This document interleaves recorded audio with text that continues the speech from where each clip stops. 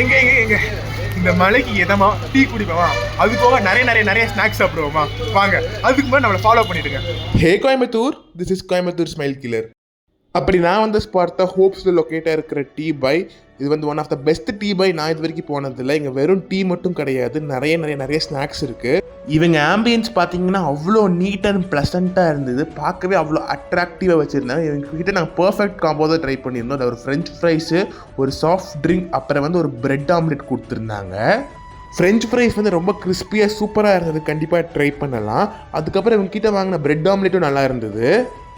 அது போக இவங்க கோக்கும் கொடுத்துருந்தாங்க 99 ருபீஸ்க்கு. நாட் ஒன்லி ஃப்ரெஞ்ச் ஃப்ரைஸ், இவங்க கிட்ட வாங்கின எல்லா ஐட்டம்ஸும் அவ்வளோ சூப்பர்பாக இருந்தது. பெரிய ட்விஸ்ட் என்னென்னா, இதெல்லாம் வைக்கிறதுக்கு வந்து அந்த ஓனர் வந்து நிறைய கடையில் சாப்பிட்டு பார்த்துட்டு இதெல்லாம் வச்சுருக்காங்க.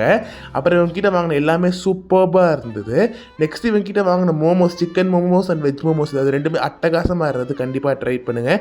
எத்தனை பேர்த்துக்கு மோமோஸ் பிடிக்கும்னு சொல்லி கீழே கமெண்ட் பண்ணுங்கள்.